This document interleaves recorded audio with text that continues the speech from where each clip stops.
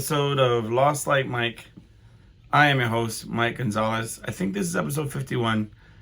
One more to complete a full year of episodes, depending on how you keep score. Thank you for subscribing. Thank you for listening. Thank you for commenting at lostlikemike@gmail.com. Just coming back from vacation, one of those weird vacation timing things where I came back and then went back to work for a day and then had the weekend. And that was purely I ran out of time off.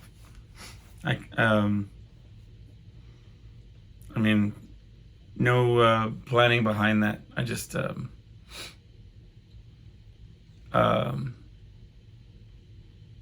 then I go back to work for one day after this weekend, and then I have another 4th of July off. So it's just a weird year for vacations. I had a good vacation. Wanted to talk a little bit about it. Here's the thing. I was gonna have Julie on. I was gonna have the wife on because she's such a big part of the vacation, and so much that I want to talk about. It has to do with just centers around her involvement in the vacation overall. Not like making fun of her or anything, or like not all bad, but so many times I was thinking when I was saying, I'm going to probably talk about that, or I made a mental note about it or whatever. It was something that she had done, or and I'll get into a little bit of that because yet again she said, I'm down, I'll hang out, we'll do it on this night, on Saturday night, and then she was like, she flaked again, like I'm too tired, whatever, from hanging out and resting. And so I said, all right, that's fine, but I'm going to talk about you real hard and make fun of you for the entire show. So she's getting what's coming to her. I'm just kidding, it's all good. But yeah, I mainly wanted to talk about that vacation. Today, I just went to the park with my daughter. That was a lot of fun. It's weird because, that's for free. I just go to the neighborhood park. We got there before anybody was there.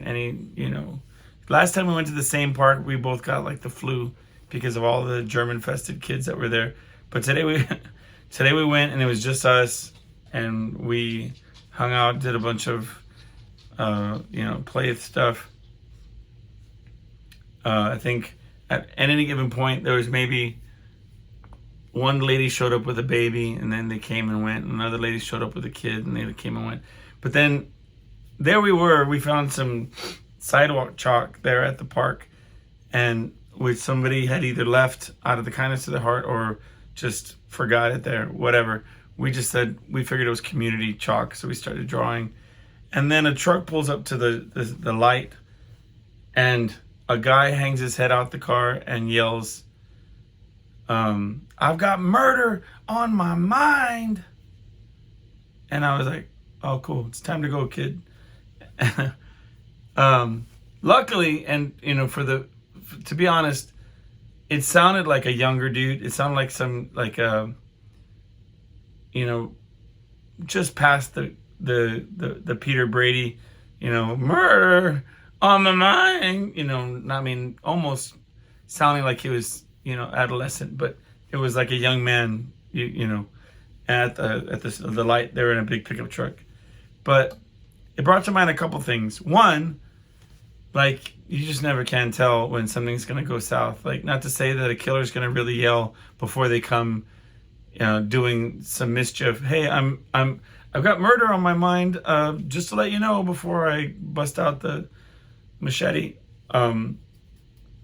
But in this day and age, it sets that uneasiness in you, and you're already like, well, I was going to continue to draw chalk on the ground, but let's just go, get out of here. And the second thing it made me think of is the number one reason why I don't carry. Julie was making fun of me about this very thing. listen, I'm not, I mean, as you'll find out soon when we talk about other things, I'm not a violent person per se. I don't, I avoid it.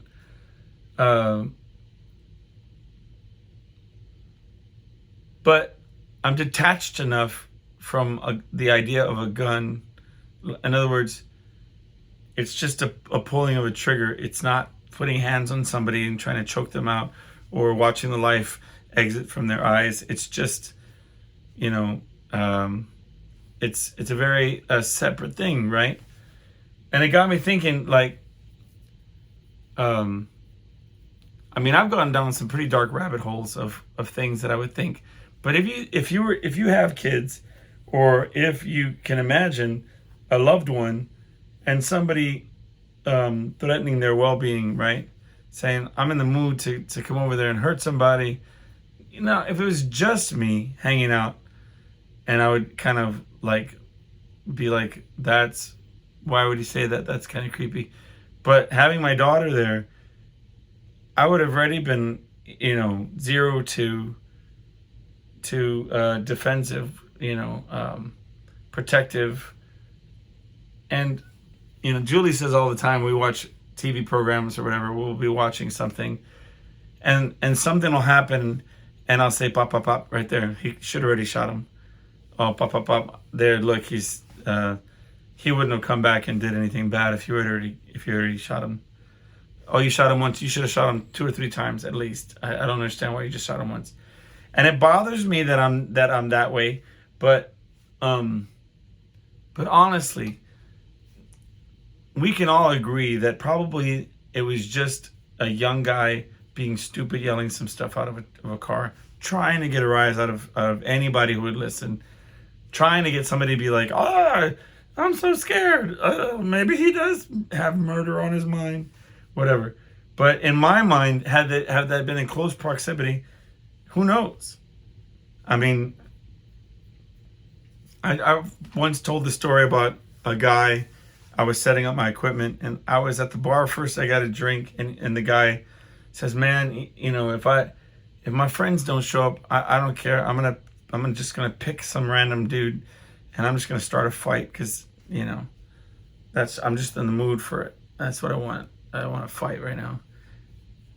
And the bartender brought me my drink, and I was like, "Cool, man." Late, and I waited back to go set my stuff up, blowing him off, whatever. And then a short while later, the guy comes up, like in passing, and he starts saying some stuff to me. And I just stopped what I was doing, and I went up to him and I said, "Dude, I'm not your guy. Like, don't even play with me. Like, I'm not here to, you don't see me smiling. Like, I'm in no way entertaining you at all. Like, you need to turn around and walk away. Like, I'm not your guy. Like, I've got a job to do here. You need to, like, F off."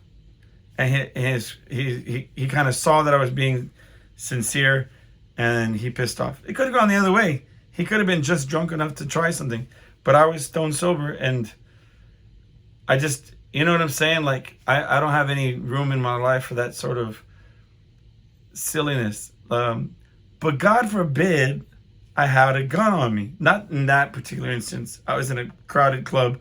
I'm not going to be like, well, it just so happens that I have, you know, a Glock in my back pocket. I just wanted to show it to you because I just don't want you to think I'm that guy to mess with. I'm not that. That's not what I'm saying. But I'm just saying that if it was just me, I would handle it a certain way. But when you have, you know, a loved one and you feel powerless to protect them in certain situations, I just know it would go from 0 to something very dangerous very quickly. And primarily why I don't have a gun, because I don't have that, you know, I think if left, I wouldn't have the capability of not brandishing it if I was in danger. It wouldn't be like a last resort. I go out of my way to such extent to avoid violence that if ever I was in, I know that it would just be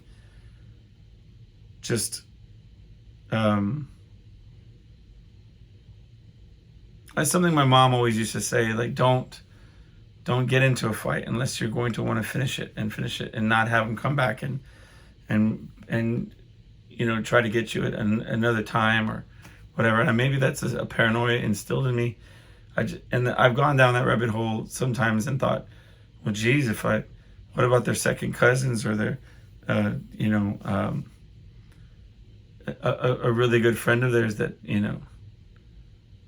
that is offended by the fact that I hurt the first one, and it just goes down a dark rabbit hole. I just don't ever want to see that side of circumstance to have to happen. I don't know. I just think that it's all ridiculousness. But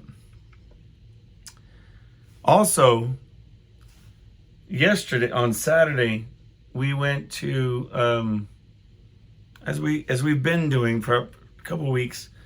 We've been doing like a garage sale thing where we go to some garage sales. And listen, I was pretty much, just done with garage sales. Just people putting out garbage, people overpricing things. It was just neighborhood garage sales where everybody's supposed to be participating and there's nobody really hanging out or doing anything. And there's only maybe a couple houses, and again, garbage. But there was one that we went to yesterday, and there were signs. It's always a good sign, no pun intended, but it's always a good omen or a good indication if they have the really nice garage sale signs from the main street, and it's and they have the really nice signs. This one had the nice version of the sign at like all the turns to get to their house. And we were talking about it. So those are the really nice signs. Now that could either indicate that they're not here to mess around, that they want to sell their stuff, and it's gonna be a good one. Or it could be like an overpriced one where it's now rolled into the investment of their garage sale. You know what I mean? Like we did pay $5.50 for those signs, so we're gonna have to jack up this ottoman to an extra $5, whatever. Anyway, but man, we walked away with bags and bags of stuff from this house, and it was so much fun because it was like they had like a bunch of just that stuff that's right there at the borderline of like, if you were at the store, you may or may not have bought it, but if you had a garage sale, it's like, like they had these canvases to paint and stuff. They can be pretty expensive, and they were very cheap. Like they had them, like they were just trying to get rid of stuff, and all packaged stuff, like brand new. It was cool, man.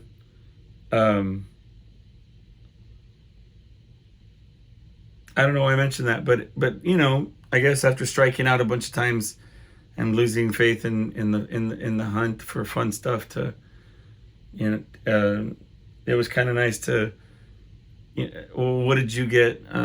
Like I bought like a little timer. It was so stupid. I bought one of those kitchen timers because I saw it on an episode of The Bear, where they're all frantically like doing Christmas dinner, and the mom has this timer and it keeps going off, and they said, oh, that means take the bread out or put whatever into the oven. And so they had a brand new timer in a package for 50 cents, and I was like, I never knew I didn't need this until now, and I'm gonna buy it for 50 cents. But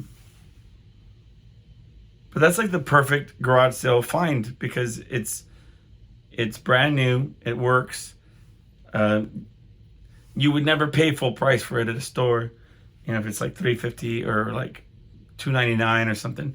But what's wrong with 50 cents? And so I was playing with it earlier today. It was a lot of fun. But that kind of stuff, like I found this arts and crafts thing. It was brand new in the package for $1 to paint coasters. Never. I would never buy that in a store. But it was like $1 or $2 or something stupid. It came with the paints and the little that the kind that work on the tiles, and we'll totally do that as a family, right? We'll give it a shot, because if it's garbage, then who cares? And I think that's the perfect find. Anyway, it's just silliness, but it was a good one. You can always tell when they're like, oh, I'll take $1. Oh, but then this one, they had little stickers all over their stuff. So they were they were professional garage salespeople. But anyway, I thought about that when I was thinking about today's episode, talking about the vacation. Like, will it be the equivalent of having a slideshow of your vacation? Like, nobody wants that. Nobody wants to, like, that was the old cliche, was they'd have a vacation recap party where they would have the slide show on the projector screen, and they would do that, and then here's where we're at the beach, and here's the. So that was not my intention, but I did feel like everybody goes on vacations, and may or may not have experienced similar things. There's a lot that happened that I'm kind of still, coming down from. But I tell you, like, the whole week before, at least the week, I think it maybe culminated, it built up, percolated, and it overflowed the night or two before we left. I mean, everything from the hotel stay. She was stressing about early check-in until we got word from them that we could check in early. It was like, man, I don't know. What happens if we can't check in early? I mean, we're gonna have to figure out some way to entertain ourselves. And what about the dog? And I was like, seriously, this is vacation. Like, let's just relax. Let's just, it's about the journey. Like, when we're driving out that way, it'll be fun. We'll find a rest stop or some kind of cool place.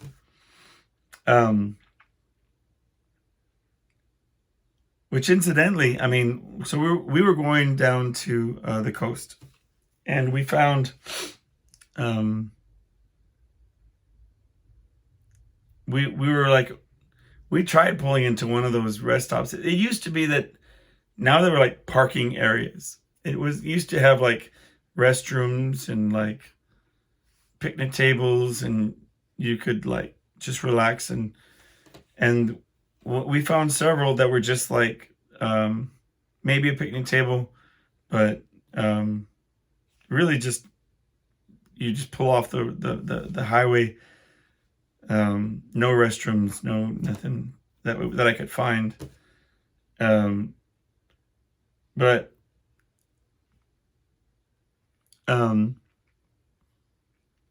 I was trying to engage in this trip. Like, in the past, when you're going on these longer trips, 2-3 hours driving, or what have you, 4 hours driving, you would put podcasts on in the headphone, and I would just hit the drive and just go, and occasionally pop up from there, be like, everybody doing all right? But just zen out and kind of cruise it. But this time I was like, I'm just gonna shut it off and engage with the family. And we played like some different games. Like, we would tell a story, and I would say a line from the story, and then Julie would say a line, and then the baby would say a line, or my daughter would say a line. And we did that for a good long time. It was pretty fun. But anyway,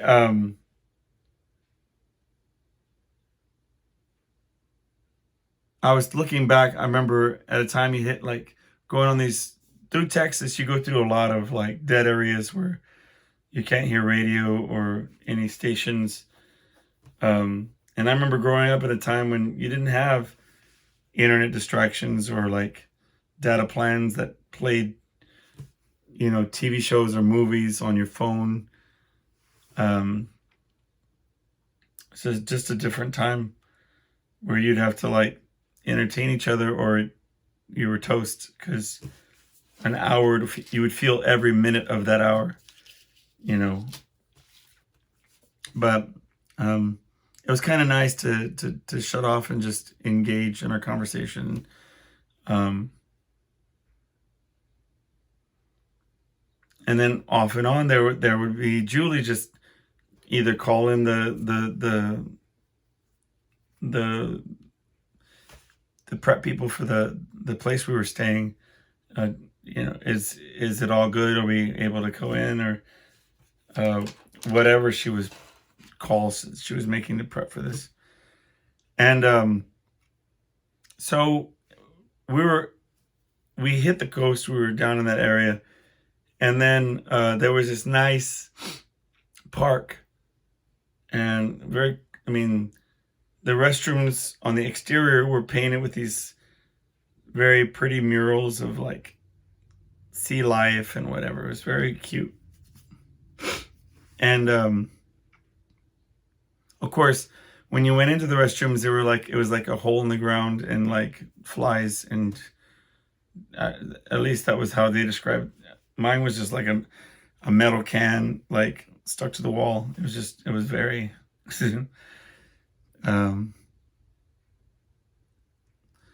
not attractive. And but right away we're there with the dog, and we had to stop several times to give the dog water or to let her walk around, see if she was gonna go to the bathroom.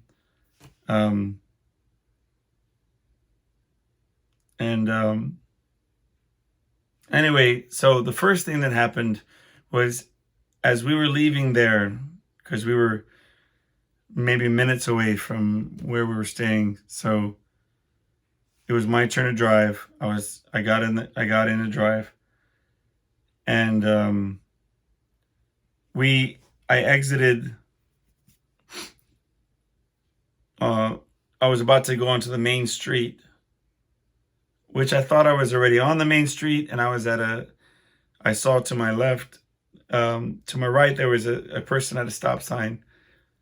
And so I was about to continue on, but apparently my street was about to merge with another street. Like there was one street that kind of connected with the one I was on, that the configuration was very strange. I didn't understand what I was looking at.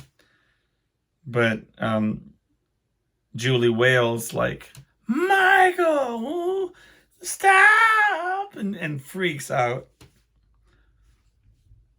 And I already had my foot, close to the brake, so I stopped. I stayed. I wasn't going fast, so it was just like, okay, I stopped. Like, of course, the dog was supposed to be harnessed in, like seatbelted in, but she wasn't laying down or getting comfortable. So she did kind of kind of butt into the seat a little bit. But apparently here's a big truck, and I see my daughter in the back seat, kind of like, what's going on? Is everything cool? And Julie's just about freaking out. I'm like, hey, calm down. But the whole trip will not let me live it down. I mean, even till today, she's still like, oh yeah, she got my daughter saying that I can't drive, and how I put the whole family in danger and nearly got us all smushed into pancakes. But and it threw off my whole game, man, because I'm like, I thought I read the streets right. I thought I figured it all out, but it was just a weird configuration. And it got the better of me, and I nearly pulled out in front of another vehicle, thinking I was already on the street, and the guy had a stop sign. Whatever. And in her mind, it's excuse, excuse, excuse. So, yeah, that was, never want to be in that position. My wife has this way of sounding so panicky that it legitimately gives you PTSD. Because whenever she makes that face and says your name in such a way, then all of a sudden you think the worst has already happened, and you look around and nothing bad has happened. It's just, she's just spazzing over the idea that something could have happened. And just Mario, I can't even say my name the way she does. Just already makes you think that you ran over somebody, or or the dog was halfway hanging out the car. I don't know what I expected to find, but continuing to slightly accelerate when I should have waited for a few seconds was not what I expected. We went out to the beach, and I watched these people fishing, like just walking right out into the ocean and fishing, So I said, well, I want to do that. I mean, we're here. I mean, I had fishing stuff, which, by the way, I've said before, my wife has this thing where she buys me, woe is me, you have somebody who buys you things. And that's what I'm saying. But I was researching, like, the line weights and stuff, where you have the fishing line that can take up to 10 pounds, 20 pounds, and so on. And so I was kind of researching what I wanted to purchase. And she was like, well, I want to surprise you. So I said, all right, well, I guess she already had.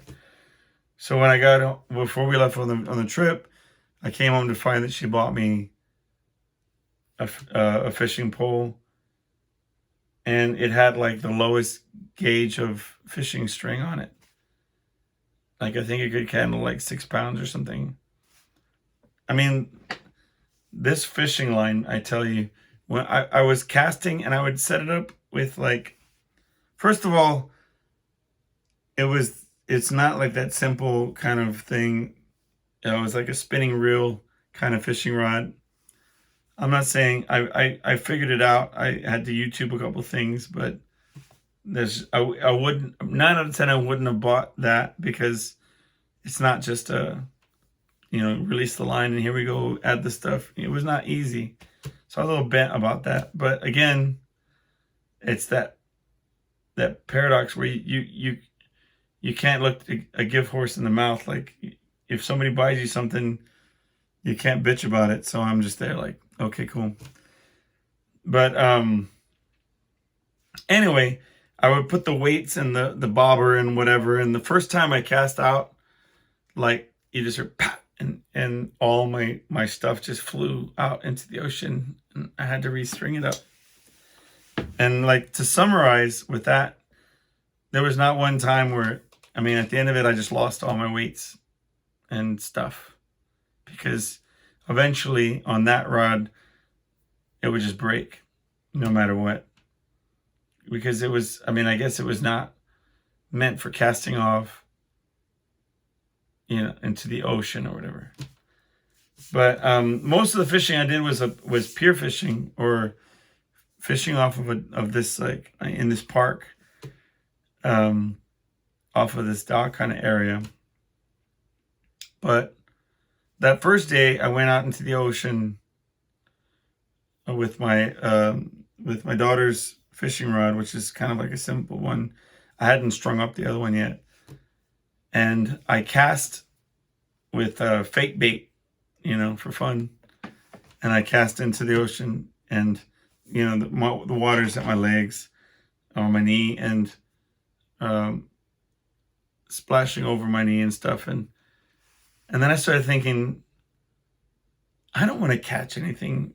God forbid I start having a pull at my fishing rod. Like, standing in the middle of the ocean. I'm not doing this. Like, what are we doing? Like, what if you did catch something? And what if, like, I mean, I just started thinking the worst.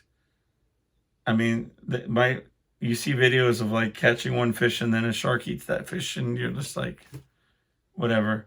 And like 5 minutes before I started doing that, she was like, "We're not going too far into the water this time because there's been reports of like sharks close to the, you don't want to go waist deep." And I'm thinking, oh, great. So I'm not doing this for long. And a couple times I felt a pull, but it was kind of like seaweed or stuff like that. So that didn't last long before I was like, I'm done. I'm not doing this.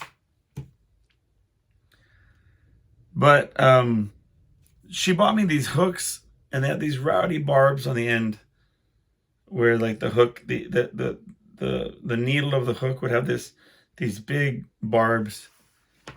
And when I finally did go dock fishing off the shipping, the area where I was fishing at, I caught a fish, the first fish. And well, first of all, I caught one fish, and then I was like, I'm just done. I'm not fishing. I don't want to fish anymore. I don't like it. I was done. The fish had swallowed the entire hook, and it was somewhere in its body. And I thought, this is awful. Because what do you tell the fish? Like, hey, dude, I'm sorry. You're too small. I couldn't take you anyway. Not, And now, like, you got a piercing in your belly button or something because I can't get it out.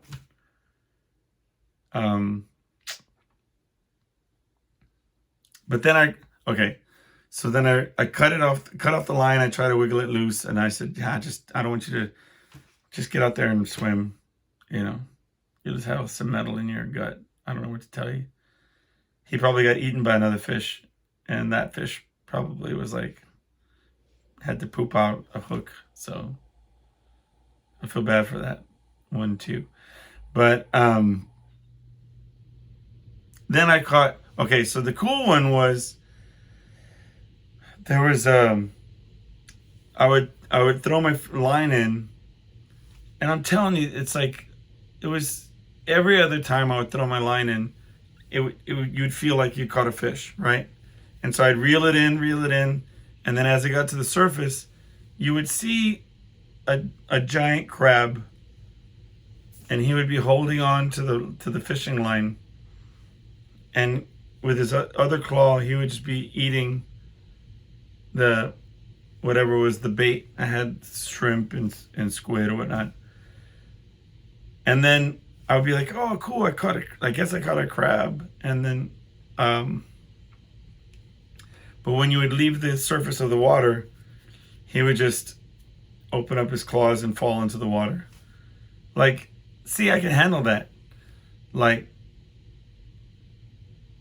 he's not getting a hook anywhere, and he's smart enough to know how to handle his juice, and he's getting a snack, and there's probably a bajillion of them out there just enjoying knowing how to work the fisherman. So that was what I wanted to happen every time. And then so in the interim, I caught another fish, and I swear this one just did me in, because the barb, first of all, I was doing it wrong, because I was holding the fish with my hand, and with my other hand I was trying to jack with the hook, and I was like, I can't get it out of its mouth. I can't get it out of it. It was like, do fish have a tongue? What is this that it's caught in? And then it was making like a guttural noise. Oh, I don't know. I can't even mimic it. I don't want to get myself grossed out. But I could not, because of the stupid barb, it was caught in this thing's mouth. Like, I could not get it out. Ugh, it was just the worst. And I mean, by the end of it, I was really ripping him up, I felt so bad. I mean, just ripping him to crap. Like, it was so bad. And then I let him back into the water. So what I did was I got my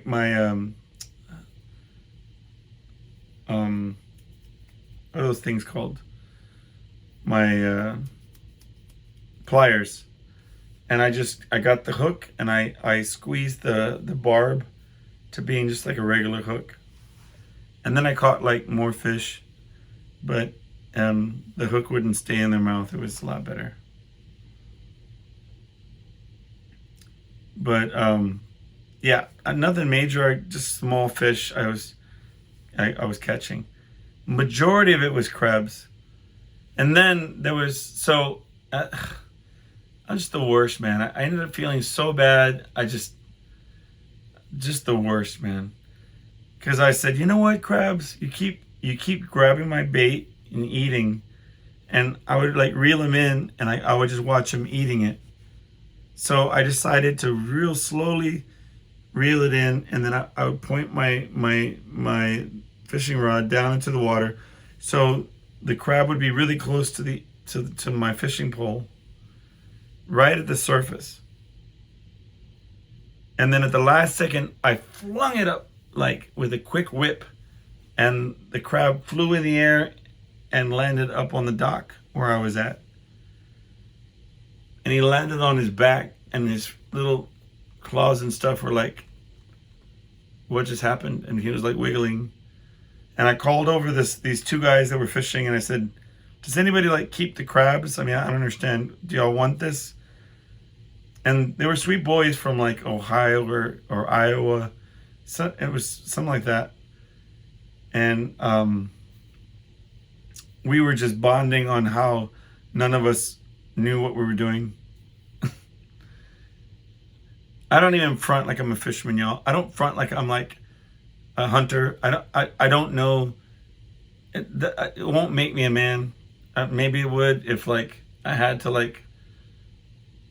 I'm sure I could fumble my way through survival school. I mean, we'll be okay, right? But at the same time, I'm not gonna be like, see, the thing you gotta do is, and then, you know what I mean, fill in the blank with whatever survival technology or, you know, terminology or any of it. I'm not that guy. So I'm supposed to be enjoying the peace and quiet of fishing, of just relaxing and, you know,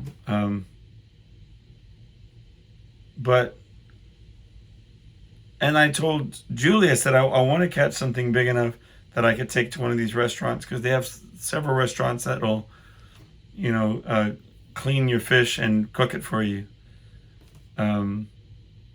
But her point was that I probably wouldn't want to do that in front of my little girl. She would probably think that I was such a jerk for doing that. Like, what do you mean we're not taking it home as a pet? So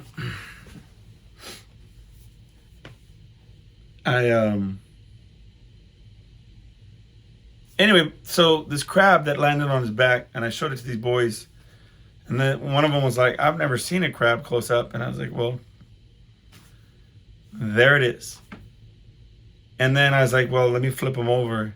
And he went from his hands moving all fast, trying to do this, whatever.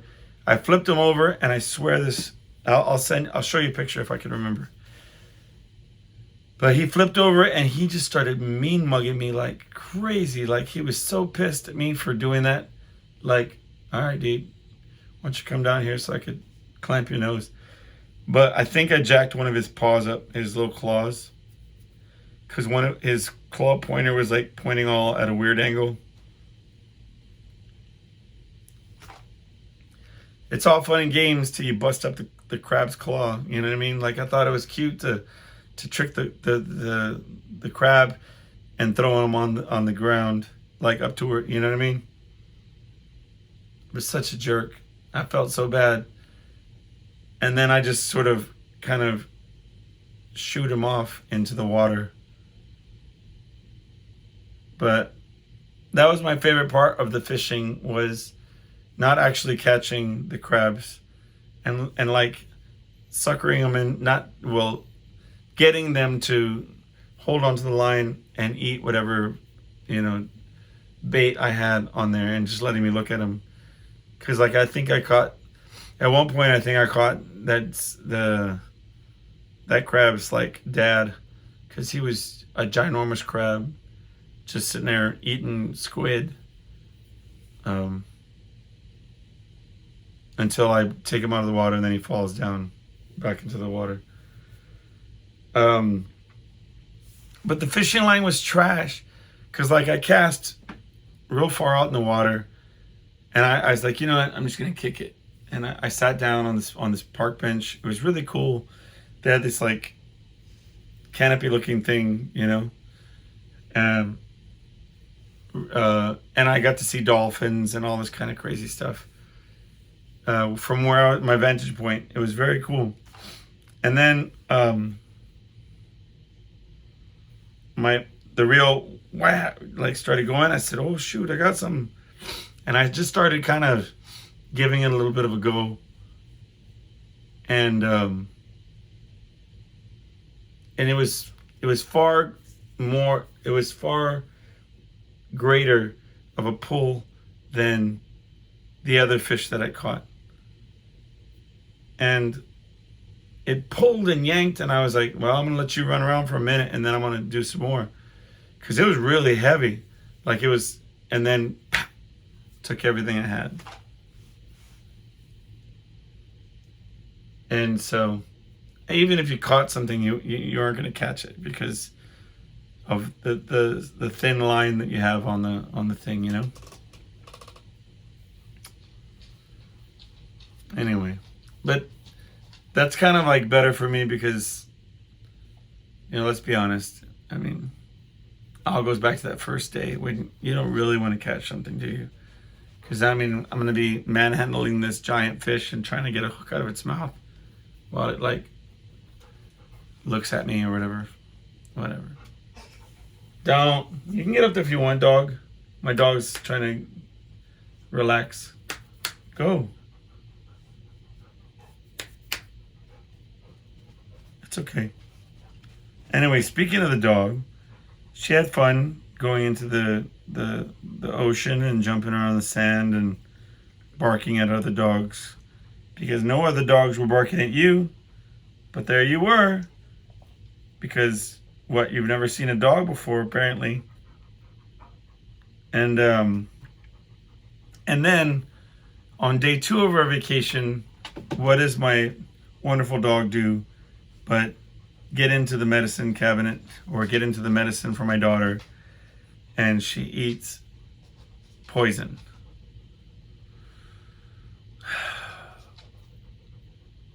Yeah, she ate a decent amount of ibuprofen, which is poisonous to dogs. And so then Julie calls the vet and they're like, look, if the dog throws up or poops blood, and I'm like, poops blood? It's like ibuprofen. It's like what I take for like headaches, but the dogs don't metabolize that way. It's not for them to eat. It's deadly to the dog. Well, if they do any of these things, then we have to take her to an animal emergency situation, right? Which there was none in the small town that we're in. We would have to take her, you know, to one of the main cities, you know, whatever. And so I stay up with the dog. I let the dog sleep. They had a second bedroom. I went ahead and laid in there and kept the dog with me. And sure enough, at 10 something, go ahead, get up, go ahead, you can do it, go. She throws up her whole dinner, and she's whimpering, kind of crying. And so we're thinking, Jesus, this dog's, you know, dying right in front of us. We don't know what to do. Good girl, lay down. So then she gets back on the phone, and they're like, well, maybe it's not that big of a deal that she threw up the one time. Let's just monitor her, see if she throws up a second time. And it's like, wait a minute, you said anyway. So the vet was kind of giving conflicting information at this point. But they just said, just monitor her, take her outside, try to get her to poop, and see if it has blood. And then apparently around 1:30 in the morning, my dog throws up again. And so at this point, Julie gets on the phone with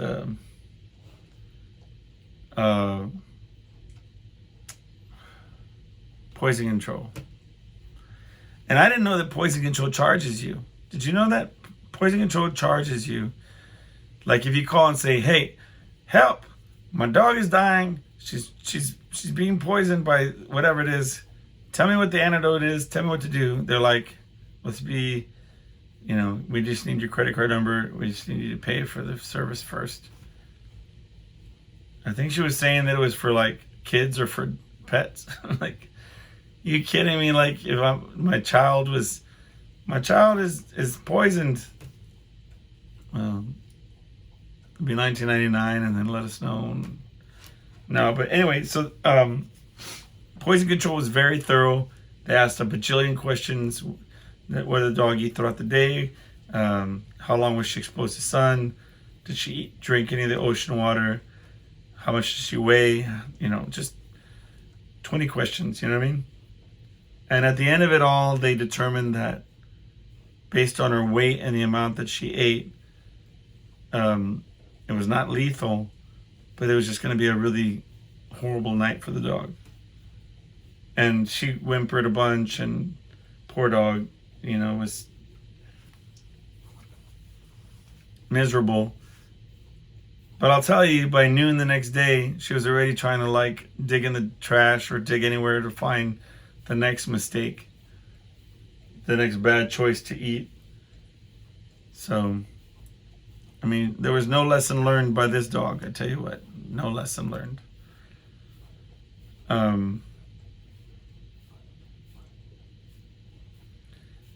Yeah, and that sort of capped off our vacation because we were all super tired on the next day. By the time we were back in, heading back towards town, so